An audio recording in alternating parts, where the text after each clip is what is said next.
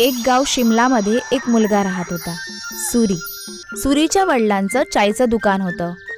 तो सकाळी त्यांची मदत करायचा आणि नंतर शाळेत जायचा. शाळेमध्ये सुरीसोबत कोणीच चांगलं बोलत नसायचं, कारण तो चाय बनवणाऱ्याचा मुलगा होता. तो सगळ्यांशी बोलायचा प्रयत्न करत असायचा. मित्रांच्या ग्रुपमध्ये मिक्स व्हायचा प्रयत्न करायचा, पण कोणीच त्याच्याशी बोलत नसायचं. आणि जर तो कोणाशी बोलायचा प्रयत्न पण केला तर सगळे त्याचा मजाक उडवायचे. हे, माझ्यासोबत कोणी व्हिडिओ गेम खेळणार? हां, मी खेळणार. अरे, चहा बनवण्यासाठी नाही बोलत आहे, गेम खेळण्यासाठी बोलत आहे. तू राहू दे. सुरीला खूपच वाईट वाटतं. तो घरी जाऊन फुगून रुसून बसतो. सुरीचे बाबा हे बघतात आणि त्याच्यासाठी जेवण घेऊन येतात. अरे अरे, काय झालं सुरी? तू खूप उदास वाटतोय आज. घे, जेवण करून घे, तुला चांगलं वाटेल. घे. बाबा, तुम्ही दुसरं काम का नाही करत? तुम्हाला एवढ्या सगळ्या कामांमध्ये हेच काम मिळालं होतं? चहा बनवण्यात काय वाईट आहे? दिवसभरात लोक याच गोष्टीबद्दल चर्चा करतात. नाही, माझे मित्र तर माझी टिंगल उडवतात. ते मला त्यांच्यासोबत खेळामध्ये पण नाही घेत. सांग, कुठला खेळ खेळायचा आहे? आता खेळूया. तुमच्यासोबत नाही, त्यांच्यासोबत खेळायचंय. हे सांगून तो तिथून निघून जातो, न जेवता.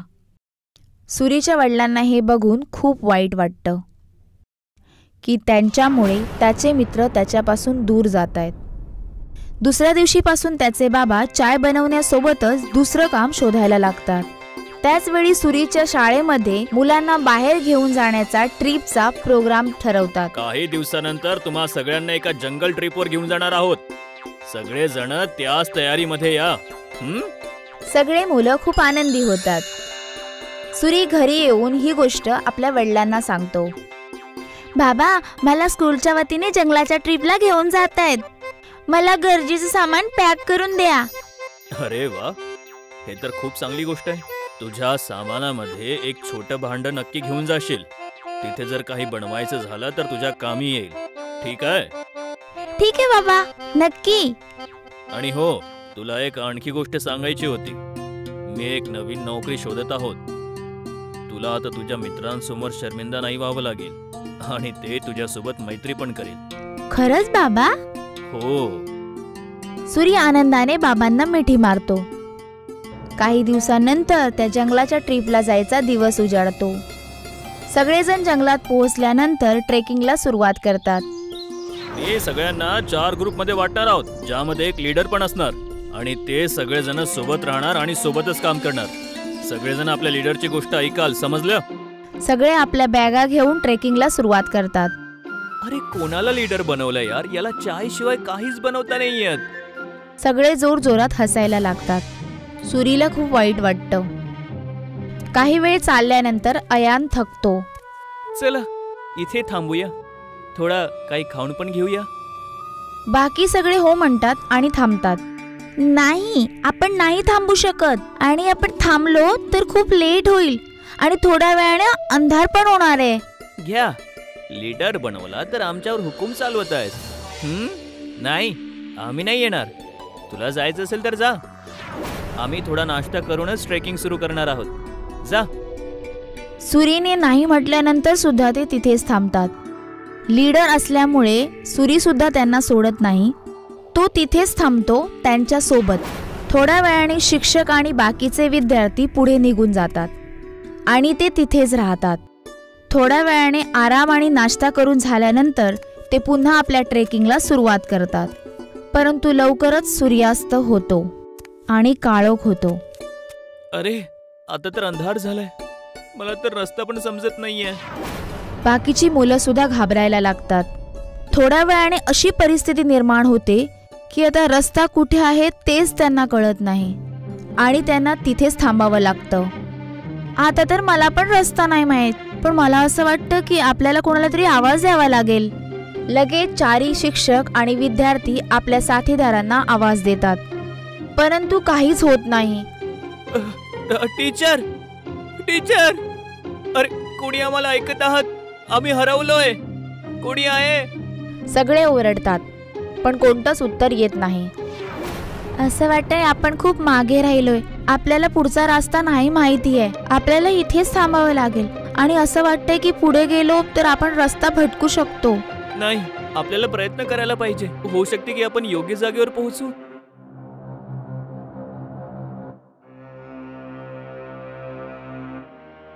आपल्याला इथेच थांबावं लागेल. सगळ्यांना हेच ठीक वाटतं आणि ते तिथेच थांबतात. आणि थोड्या वेळाने अंधार होतो. खूप जोराने थंड हवा वाहू लागते आणि त्यांच्याजवळ राहिलेलं खाणं सुद्धा संपायला लागतं. आता तर आपलं जेवण पण संपून जाणार आणि थोड्या वेळात पाणी पण. मी आता पण म्हणतोय आपल्याला जायला हवं. अरे पण जाणार कुठे? आपल्याला तर रस्ता पण नाही माहितीये. मला तर इथे पण भीती वाटते. एखादं जनावर आलं तर काय करायचं? मला तर थंडी पण लागतीये. हा, मला पण. मी आग पेटवतो. आणि सगळे मिळून आग पेटवतात.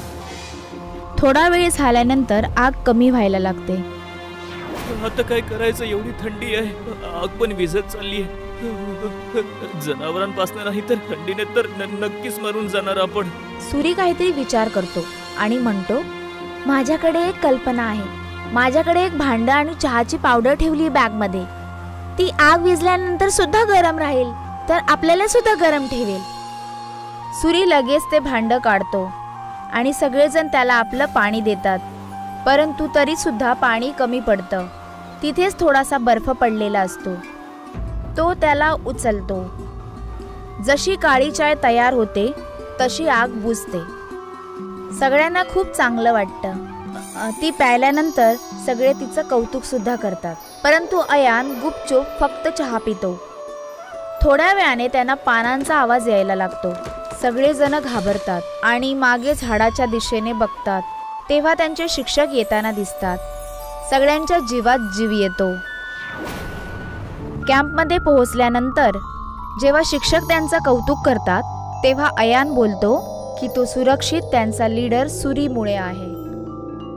अयानचं हे बोलणं ऐकून सूरीला खूप आनंद होतो. सूरीच्या समजूतदारपणाची गोष्ट ऐकून सगळे सूरीशी मैत्री करायला येतात. आज जर सूरीला चाय बनवायला येत नसती, कदाचित सगळे त्याचे मित्र बनले नसते. आज पहिल्यांदा त्याला चायवाला असल्यामुळे आनंद होत होता. दुसऱ्या दिवशी खूप आनंदाने तो आपल्या वडिलांजवळ गेला आणि त्यांना त्याने सगळी गोष्ट सांगितली. अरे, हे तर खूपच आनंदाची गोष्ट आहे. एक गोष्ट तर माझ्याकडे पण आहे. मी दुसरी नोकरी शोधली आहे. सूरी ही गोष्ट ऐकून खूप चिंताग्रस्त होतो. नाही बाबा, तुम्हाला तुमचं काम बदलायची काहीच गरज नाहीये. तुम्ही जे काम करता ते खरंच खूप चांगलं असतं आणि कोणतंही काम लहान किंवा मोठं नसतं. मला हे समजलंय. सूरीचे वडील हे ऐकून खूप आनंदी होतात आणि दुसऱ्या दिवसापासून तो खूप आनंदाने आपल्या दुकानात आपल्या वडिलांची मदत करू लागला. आणि जसा तो शाळेमध्ये पोहोचला आणि सगळे मिळून त्याच्याशी बोलायला लागले आणि त्याच्यासोबत खेळायला पण लागले. इन्स्टापूर नावाचं एक गाव होतं, जिथे जॉली नावाचा एक माणूस आपल्या आईबाबांबरोबर राहायचा. जॉली बरोबर त्याचे 2 मित्र फिरायचे, सम्राट आणि जिग्नेश. एक दिवस असंच ती लोक बाहेर मिळतात. अरे जिग्नेश आणि जॉली, तुला माहिती आहे जॉब लागलाय आणि ते सुद्धा शहरातल्या एका मोठ्या कंपनीमध्ये. आता मी खूप पैसे कमवणार. काय बोलत आहेस? माझा सुद्धा शहरामध्ये एक जॉब लागलाय नवीन कंपनीत. तू सांग जॉली, तुझं कसं चालू आहे? तुम्हा दोघांना तर माहिती आहे मी मध्येच माझा अभ्यास सोडून दिला होता. त्याच्याचमुळे आत्तापर्यंत मला काही नवीन नोकरी नाही मिळाली आहे. काही गोष्ट नाही जॉली, सगळे काय घारीप्रमाणे उडत नसतात. काही लोक कोंबडीसारखे पण असतात. पंख तर आहेत पण ते जमिनीवरतीच फडफड करत असतात. जिग्नेश, तुला असं कुठल्या लाचार माणसाची चेष्टा नाही करायला पाहिजे. त्याची आई गावामध्ये चहा विकते, त्याच्यामुळे त्यांचं काम चालून जातं. जॉली, तू याच्या गोष्टीचं वाईट नको वाटून घेऊ. त्या दोघांचं बोलणं ऐकून जॉली नाराज होतो आणि तिथून निघून जातो आणि घरी येतो. घरी त्याची आई त्याला बोलते. सम्राट आणि जिग्नेशची आई सांगत होती की त्या दोघांची नवीन नोकरी लागली आहे आणि तू इतका हताश होऊन बाहेरून काय येत आहेस? काही नाही आई, माझ्या दोन्ही मित्रांना शहरामध्ये नवीन नोकरी लागली आहे, पण मला अजून कुठेच काही काम नाही लागले अजून. अरे बाळा, मी आहे ना. ठीक तर आहेस ना? हो बाळा, मी ठीक आहे. तू काळजी करू नकोस, मी आहे ना. खूप मन लावून चहा जॉलीची आई खोकत खोकत बेशुद्ध होते. जॉली गावाच्या डॉक्टराला घरी बोलवतो आणि ती जॉलीच्या आईचा इलाज करते. जॉली डॉक्टरकडून आपल्या आईच्या तब्येतीबद्दल विचारतो. काय झालं माझ्या आईला? तुझ्या आईची तब्येत खूप जास्त खराब झाली आहे. तिला काम करायला अजिबात लावू नकोस आणि जी औषधं मी ह्या कागदावर लिहिलेली आहेत त्यांना दररोज आपल्या आईला खाडवत राहा. डॉक्टर तिथून निघून जाते. जी औषधं डॉक्टर पर्चीवर लिहून जाते ते सगळं काही शहराची औषधं होती. हे औषधं तर खूपच महाग आहेत आणि माझ्याकडे तर पैसे पण नाहीयेत. आता मला काही ना काहीतरी करावंच लागेल. जॉली आपल्या आईच्या चहाच्या स्टॉलवर जातो आणि चहा विकायला लागतो. चहा चहा गरमागरम चहा घ्या. जेव्हा जॉली चहा विकत होता तेव्हा तिथे त्याचे मित्र सम्राट आणि जिग्नेश जात होते आणि त्याला बोलतात, अरे दादा, हे काय? हा तर चहा विकायला लागला. काही लाज वगैरे नाही वाटत आहे का? थोडा अभ्यास जर केला असतास तर एक चांगली नोकरी मिळाली असती तुला. जॉली रागात जिग्नेशला उत्तर देतो. काय अर्थ आहे तुमचा मेहनतीशी? चहावाले काय मेहनत नाही करत का? माझी आई आजारी पण तरी सुद्धा मी तुमच्याकडे पैसे मागायला आलो का? नाही आलो ना. अरे चिडत का आहेस? बस आम्ही हे सांगायला आलो होतो की आम्ही दोघं शहरामध्ये चाललोय. ठीक आहे जॉली, आम्ही चाललो. तू तुझा चहा विकत बैस. दोन एकदा पुन्हा जॉलीची मस्करी करून तिथून निघून जातात. जॉलीची चहा विकून काहीच कमाई होत नव्हती आणि त्याच्याकडे थोडे पण पैसे नव्हते की तो त्या औषधांना विकत घेऊ. जॉली उदास होतो. तेव्हा त्याच्या दुकानामध्ये एक म्हातारा माणूस येतो जो गळ्यामध्ये सोन्याचा हार आणि काळा चष्मा घालून येतो. अरे बेटा, काय झालं? एवढा परेशान का आहेस? खुश राहा, हस, ह्या क्षणाला जगायला शिक. आणि मला चहा पाच, पण माझ्याकडे पैसे नाहीयेत. जॉली त्या म्हाताऱ्या माणसाला चहा देतो.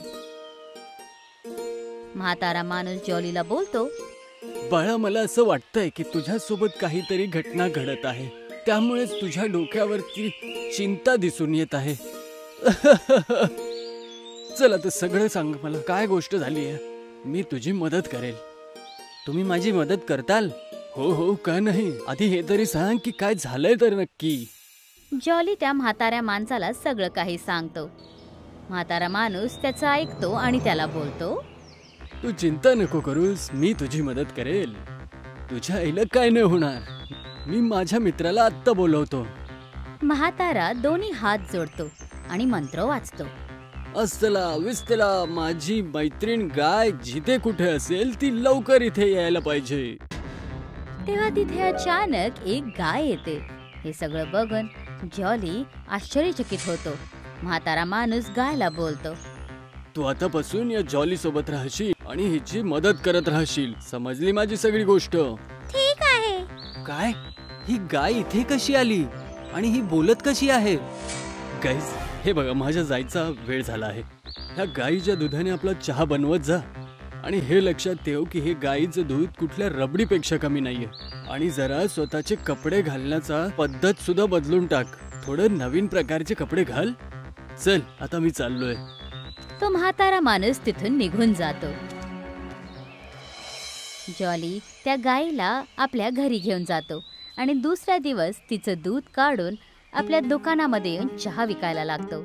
तेव्हा तो बघतो की हे दूध दूध नाही पण रबडी आहे. जॉली कपडे पण वेगळे घालतो आणि आपल्या दुकानावर लिहितो, जॉली की रबडी चाय. रबडी चहा घ्या, रबडी चहा घ्या. असा चहा तुम्ही कधीच घेतला नसेल. तेव्हा तिथून एक बाई जात होती आणि रबडी चहा म्हणून ऐकते. हे रबडी चाय म्हणून काय आहे? अरे दीदी, हा जॉलीचा रबडी चहा आहे. एकदा घेऊन तरी बघा. दे बरं बघू तुझी रबडी चहा कशी लागते. जॉली चहा बनवून त्या बाईला देतो. ती बाई त्या रबडी चहाला पिते आणि बोलते, अरे ह्या आधी तर मी इतकी चांगली चहा कधीच नाही पिली. हा तर खूप चांगला चहा आहे. जॉली भाऊ, आणखीन एक चहा देणार आहे? आत्ता देतो. हळूहळू जॉलीचा चहा पूर्ण गावामध्ये प्रसिद्ध होऊन जातो. जॉली आपल्या आईचा इलाज सुद्धा करून देतो. जॉली गावामध्ये सगळ्यात जास्त श्रीमंत माणूस बनतो, फक्त आणि फक्त चहा विकून. आणि दुसरीकडे त्याचे मित्र सम्राट आणि जिग्नेश ज्या कंपनीमध्ये काम करत होते त्या दोघांची कंपनी कंगाल होऊन जाते, ज्यामुळे त्या दोघांना नोकरीमधून काढून दिलं जातं आणि ते दोघे जण परत आपल्या घरी येतात. गावी आल्यानंतर ते दोघे एका दुसऱ्याला बोलतात.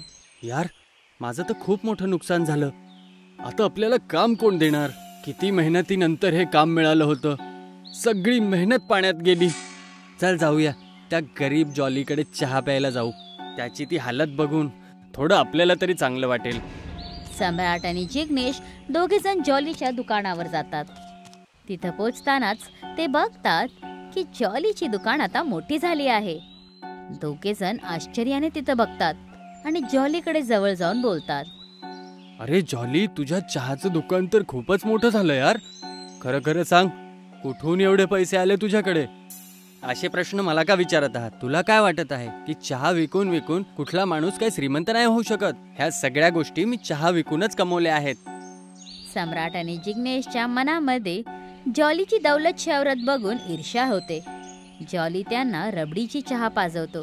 दोघे जण रबडी चहा पितात. पितानाच सम्राट जॉलीला बोलतो. जॉली, हा रबडी चहा मी कधीच नाही पिलाय आणि मी हे खूपच विश्वासाने सांगू शकतो की याच्यापेक्षा चांगली चहा मी अख्ख्या जगात नाही पिली आहे. खरं बोलला, ह्याचा चहा पिल्यानंतर एकदम असं मनातून सुख मिळालं. आता आम्ही तुझे तर खूप जुने मित्र आहोत. आम्हाला तरी सांग की तू हा रबडी चहा बनवतो तरी कसा? जॉली त्या दोघांना जादुई गाईच्या बद्दल सांगतो. सम्राट आणि जिग्नेश रबडी चहा पिऊन आपापल्या घरी जातात आणि मध्येच थांबून दोघे जण एका दुसऱ्याला बोलतात. ऐक सम्राट, लक्ष देऊन. माहिती नाही की आपल्याला पुढे काही जॉब मिळेल की नाही. यासाठी आपल्याला काहीतरी करावं लागेल. जसं की तू ऐकलं की त्याच्याकडे काही जादुई गाय आहे. आपल्याला तिला चोरावं लागेल. नेकी आणि पूछपूछ, माझ्या मनात सुद्धा हेच येत होतं. मी तर या गोष्टीला कधी सहनच नाही करू शकत की 10वी पासवाला आपल्या पुढे निघून जाईल. जशीच रात्र होईल आपण त्या गायीच्या तबेल्यात जाऊन त्याच्या गायीला चोरून घेऊया. दोघे जण त्या गायीला चोरण्याची योजना बनवतात. रात्र होऊन जाते आणि सम्राट आणि जिग्नेश दोघे जण जॉलीच्या गायीच्या गोट्यामध्ये जातात, जिथे ती जादुई गाय झोपत होती. ते बघ, तीच आहे ती जादूची गाय जी रबडी सारखं दूध देते. जिग्नेश पुढे जातो आणि गायीची बांधलेली दोरी उचलतो आणि गायीला बाहेर घेऊन जातो. तेव्हा गायीची झोप मोडते आणि ती त्या दोघांना बघून बोलते. तुम्हा दोघांची हिम्मत कशी झाली मला चोरी करण्याची? दोघे जण आश्चर्यचकित होतात. तू तर बोलत आहेस, हे कसं होऊ शकतं? पतंग हव्यामध्ये उडते पण त्याची डोर जमिनीवर राहणाऱ्या माणसाच्या हातावर असते. जेव्हा त्या माणसाच्या हातातून ती डोर सुटते तर ती पतंग आकाशामध्ये इकडे तिकडे जायला लागते आणि खाली येऊन पडते. तुम्ही दोघे त्या बिडोल पतंगासारखे आहात आणि जॉली तो आहे ज्याची डोर जमिनीपासून जुडलेली आहे. आम्हाला माफ करा. आम्हाला दोघांना आमच्या नोकरीवरून काढून टाकलंय. त्यामुळेच आम्ही इथे तुला चोरायला आलो होतो. आम्ही विचार केला की तुला चोरून आम्ही आमची स्वतःची रबडी चहाची दुकान चालू करणार. मला माफ करा गायजी. ती लोक जेव्हा बोलत होते तेव्हा मागून जॉली येतो आणि त्यांना बोलतो. मी तुम्हा दोघांची पूर्ण गोष्ट ऐकली आहे. जर तुम्हाला नोकरीवरून काढून टाकलंय तर ही गोष्ट तुम्ही दोघांनी मला का नाही सांगितली? लक्ष देऊन ऐका माझी गोष्ट. मित्र आपला कितीही मोठा झाला ना तरी तो मित्रच असतो आपला. समजलं सम्राट आणि जिग्नेश? मला माफ कर जॉली की आम्ही तुला एकदम खाली दाखवलं. आमच्याकडे काही काम नाहीये. आमची काहीतरी मदत कर जॉली. एवढीच गोष्ट आहे ना. चला, उद्यापासून तुम्ही माझ्या दुकानावरती या. जॉली सम्राट आणि जिग्नेशला आपल्या कामावर ठेवतो आणि दोघांना त्यांच्या शहरच्या कंपनीपासून दुप्पट पगार देतो.